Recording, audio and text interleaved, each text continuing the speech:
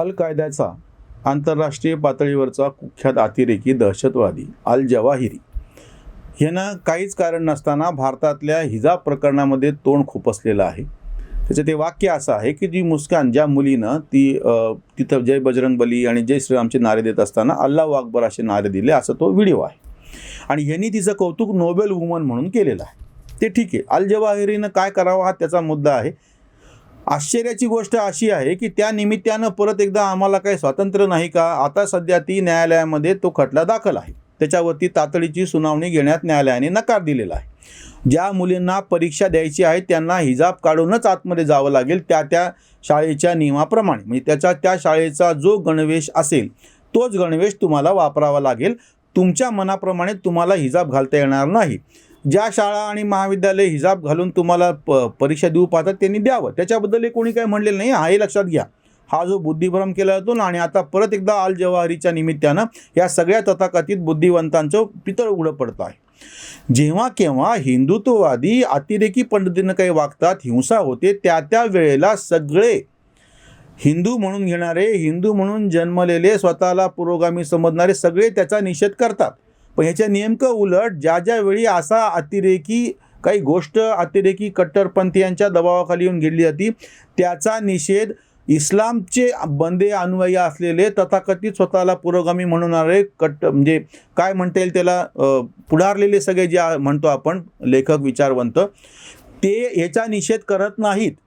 हिजाब प्रकरण तुम्ही एरवी काय म्हणता की न्यायालय आम्ही मान्य नाही. आत्ता सध्याचं स्टेटस असं आहे, न्यायालयाने सांगितलेलं आहे, सर्वोच्च न्यायालयाने, आम्ही तातडीनं उच्च न्यायालयाचा निकाल बदलणार नाही, स्टे मिळणार नाही.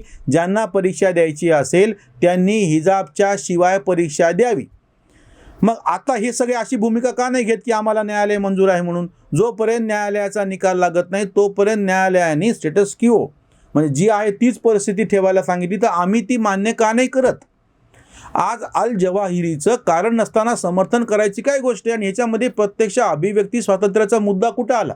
आम्ही आधीच्या व्हिडिओमध्ये ही गोष्ट स्पष्ट केली होती की माझ्या हातामध्ये बेड्या घाला, मला हिजाबमध्ये राहू द्या. आणि हे कोणाचं कोट सांगायला आलेत की युसुफ मलाई. ती काय म्हणली होती? खरं तिचं प्रत्यक्ष एक कोट असं आहे आधीचं की बाबा बुरखामध्ये घालण्यामध्ये जसं काही तुम्ही ते शटलचं कॉक आहे त्यांनी फक्त जाळीच्या पडद्यातून पाहू शकता, असं तिचं तेव्हाचं कोट आहे प्रत्यक्ष बुरख्याच्या विरोधात. आणि आता ती सुद्धा युसुफ मलाई सुद्धा आता सध्या हिजाबच्या बाजूनं बोलतीये. म्हणजे किती आश्चर्याची गोष्ट आहे. म्हणजे हे ढोंगीपणाची किती सीमा आहे. हिजाब हे स्वातंत्र्याचं प्रतीक कसं काय असू शकतं? म्हणजे बरं, ही चर्चा करणाऱ्या ज्या इस्लाम मानणाऱ्या, इस्लामच्या अनुयायी असलेल्या ज्या महिला सध्या टी व्हीवरती येतात त्या कोणीही हिजाब घालत नाही आहेत, त्या कोणीही नियमितपणे बुरखा घालत नाही आहेत.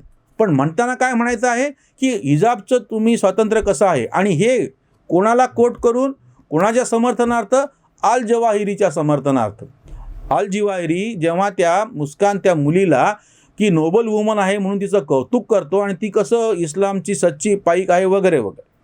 आता आश्चर्याची गोष्ट अशी आहे की जो प्रश्न वारंवार समोर आलेला होता, अगदी पार बाबासाहेब आंबेडकरांनी अतिशय स्पष्टपणे थॉट्स ऑन पाकिस्तान आणि इस्लामविषयक लिखाण करत असताना दार उल हरब आणि दार उल इस्लाम असे जे जगाचे दोन भाग इस्लामने केलेले आहेत. तुम्ही जो सांगता बंधुभाव, तुम्ही जो सांगता प्रेम, भाईचारा, हे सगळं दार उल इस्लाम पुरतं आहे. जे सगळे इस्लामचे अनुयायी आहेत त्यांचा आपसामध्ये भाईचारा असावा, त्यांचा आपसामध्ये प्रेम असावं, त्यांनी सुखानं नांदावं, शांततेत नांदावं. पण जे इस्लामचे अनुयायी नाहीत त्या ठिकाणी हे लागू होत नाही. इस्लामचे अनुयायी नसणाऱ्यांच्या सोबत राहायचं असेल तर त्यांना प्रयत्नपूर्वक इस्लाममध्ये आणा. त्याच्यानंतर ते जर मान्य करत नसतील तर जे काश्मीरमध्ये घडलं त्याप्रमाणे त्यांना हाकलून द्या किंवा त्यांना मारून टाका, त्यांच्या विरुद्ध जिहाद करा. हे प्रत्यक्ष कुराणमध्ये लिहिलेलं आहे, ज्याच्या विरुद्धमध्ये की आता त्या ॲडव्होकेट वसीमनी केस पण केलेली होती रिझवीनी, की ह्याच्यामध्ये ह्या कट्टरपंथी आयात ज्या आहेत त्या इस्लामची प्रतिमा खराब करत आहेत. ह्या अतिरेकी आयात ज्या आहेत त्या काढून टाका. ते आपल्याकडे मान्य झालं नाही सर्वोच्च न्यायालयात, ती ठीक आहे गोष्ट. पण आता जेव्हा असा प्रत्यक्ष संघर्ष उभा राहतो की तुम्हाला सर्वोच्च न्यायालयाने सांगितलेलं आहे, उच्च न्यायालयाचा जो निकाल आहे तोच तुम्हाला पाळावा लागेल. उच्च न्यायालय सांगते की हिजाब ची परवानगी त्या शैक्षणिक संस्थांमध्ये त्यांच्या गणवेशात बसत नसेल तर देता येत नाही. आणि हे बुद्धिभेद काय करतात की आम्हाला तुम्ही हिजाब तुम्हाला जिथं कुठं वापरायचं तिथे वापरा, किंवा ज्या शैक्षणिक संस्था त्यांच्या गणवेशामध्ये हिजाबचा समावेश करतील त्याच्याबद्दलही कोणी काही म्हटलेलं नाही आहे. पण ज्या शैक्षणिक संस्थांनी त्यांचा गणवेश ठरवलेला आहे त्याच्यामध्ये तुम्हाला बदल करता येणार नाही असा तो मुद्दा आहे. पण हे ते मान्य करायला तयार नाहीत. आणि इकडे गोष्टी काय करायच्या, आम्ही संविधानाला कसं मानतो. अरे प्रत्यक्ष आत्ता संविधानाने तुम्हाला सांगितलेलं आहे ना. म्हणून तो जो मुद्दा होता की ज्या ठिकाणी संविधान आणि शरिया, ज्या ठिकाणी संविधान आणि कुराण असं जेव्हा संघर्ष उभा राहील तेव्हा तुम्ही कोणाची बाजू घेताल. एकही मुस्लिम प्रवक्ता, एकही कट्टरपंथी मुस्लिमांचा नेता प्रत्यक्ष कुठल्याही चॅनलवरती चर्चा करत असताना हे कबूल करत नाही. ह्याच्या उलट संविधान आणि गीता, संविधान आणि मनुस्मृती यांच्यामध्ये जर काही संघर्ष आला तर न चुकता सगळे हिंदू असलेले असं मान्य करतात की जे काही संविधान सांगेल ते आम्हाला मंजूर आहे, त्याप्रमाणे आम्ही आमच्या धर्मामध्ये बदल करूत, आमच्या धर्माज्ञा बाजूला ठेवूत, पण आम्ही संविधान मानून. पण असा कट्टरपंथी इस्लामचा अनुयायी हे मान्य करायला तयार नाही. ज्या ठिकाणी संविधान आणि कुराणमध्ये आणि शरियामध्ये संघर्ष उभा राहील त्यावेळी आम्ही कुराण आणि शरिया बाजूला ठेवूत आणि मी संविधानाच्या बाजूने येऊत. अगदी सुशिक्षित असलेले हा जो मुद्दा वारंवार समोर केला जातो की जो तरुण मुर्तुजा त्याचं नाव आहे, गोरखपूरच्या मंदिरावरती हल्ला करताना जेव्हा सापडला, एरवी काय म्हणलं जातं, भटके हुए नौजवान, ते उपेक्षित आहेत, त्यांना नोकऱ्या नाही आहेत, ते शिक्षित नाहीत. हा IIT मध्ये शिकलेला आहे, उच्च शिक्षित आहे. आत्ताचा जो हिजाबचा जो प्रश्न निर्माण झाला आहे तो कुठल्या खेड्यातला नाही, तो कुठल्या एखाद्या काय म्हणता येईल ती प्राथमिक पातळीवरच्या शाळेवरचा म्हणा किंवा ह्याच्यातला नाही आहे. उच्च महाविद्यालयामध्ये शिकणारे हे विद्यार्थी आहेत, त्या मुली आहे की ज्यांनी पूर्वी हिजाब घातलेला नव्हता. आश्चर्याची गोष्ट कुठे आहे की जेव्हा जेव्हा तुम्ही अशी कोणी एखादी व्यक्ती सांगता की जी परिस्थितीची बळी आहे, उपेक्षेची बळी आहे, झालेल्या अन्यायाचा बळी आहे, मग तिनं प्रतिकार म्हणून जर असं काही केलं असेल तर ते समजून घ्या. आश्चर्याची गोष्ट ही आहे की हे कोणी उपेक्षेचे बळी नाही आहेत, हे अतिशय व्यवस्थित शिकलेले आहेत, यांची कसलीही उपेक्षा झालेली नाही आहे, कुठली आर्थिक परिस्थिती वाईट आहे असं काही झालेलं नाही आहे. याचं उत्तर यासाठी द्यायला तयार होत नाहीत. किंवा आत्ता काश्मीर फाईलच्या निमित्तानं जो मुद्दा समोर उपस्थित केलेला होता की तुम्ही त्या ठिकाणी त्यांची परिस्थिती काय आहे, की जर तुम्ही असं म्हणत असाल की उपेक्षेमुळे तिथल्या काही मुसलमानांनी हातामध्ये दगड घेतले, शस्त्र घेतले, काही केलं, मग जे काश्मीरी हिंदू आहेत त्या ठिकाणाहून त्यांना स्थलांतर करावं लागलं, अन्याय सोसला, स्त्रियांवरती बलात्कार झाले, हत्या झाल्या, त्यांनी दगड हातामध्ये का नाही घेतले, त्यांनी शस्त्र हातामध्ये का नाही घेतले, किंवा एखाद्या सगळ्या प्राप्त परिस्थितीमध्ये हिंदूंवरती अन्याय झाल्याच्या नंतर तो आपल्या संविधानाची चौकट मोडायला निघत नाही.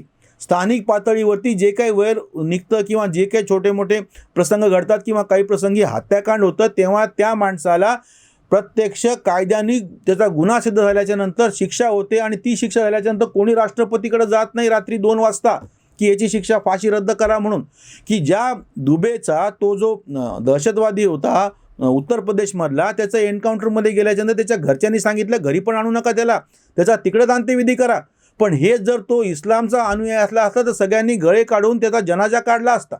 हे काश्मीरमध्ये प्रत्यक्षामध्ये घडलेलं आहे. किंवा आत्ता जे बिट्टा कराटेच्या बाबतीमध्ये घडलं किंवा यासीन मलिकच्या बाबतीमध्ये यांना जामीन मिळाल्याच्या नंतर त्यांची मोठ्या प्रमाणात मिरवणूक काढलेली आहे. असं हिंदूंच्या बाबतीमध्ये कुठं घडलेलं आहे की जो एखादा गुन्हेगार त्याला पकडलं तर त्याच्या विरोधामध्ये मोर्चे निघतात की केवळ तो हिंदू आहे म्हणून त्याच्यावरती गुन्हा झाला, जसं हे म्हणतात मुसलमान आहे म्हणून त्याच्यावरती अशा पद्धतीनं गुन्हा. अगदी आत्ता जे प्रकरण राजस्थानमध्ये घडलं त्याच्यावरती पण आम्ही व्हिडिओ केलेला आहे की ही मिरवणूक मुस्लिम वस्तीमधून जात असताना जय श्रीराम असे नारे दिले म्हणून त्यांच्यावरती दगडफेक झाली. कारण काय तर जय श्रीराम हा युद्ध नारा आहे. म्हणजे हा जो बुद्धिभेद आहे. आणि दुसरी गोष्ट काय सांगितलं की असे नारे दिले, त्यांनी उचकावलं म्हणून त्यांच्यावरती दगडफेक झाली. जर समजा हे उत्स्फूर्त असेल तर त्यांच्या घरावरती आधीपासून दगड, त्याच्यानंतर विटा, त्याच्यानंतर लाठ्या काठ्या हे सगळ्याची व्यवस्था कुठं झाली होती. म्हणजे हे आलं कुठून.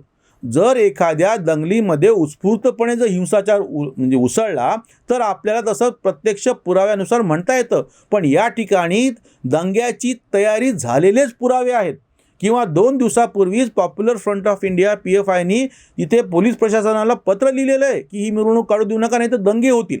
म्हणजे दंगे करायचे ते आधीच ठरलेलं आहे. अडचण इथे आहे. आज अल जवाहिरीने हिजाबच्या निमित्ताने काहीच कारण नसताना भारताच्या अंतर्गत प्रश्नामध्ये तोंड खुपसलेलं आहे आणि हे बाकीचे आपल्याकडचे तथाकथित पुरोगामी लिब्रांडू त्याची साथ देत आहेत. ही मोठी आश्चर्याची गोष्ट आहे. ही विकृत मानसिकता ओळखा, ही देश विघातक आहे. इथेच थांबूयात. धन्यवाद.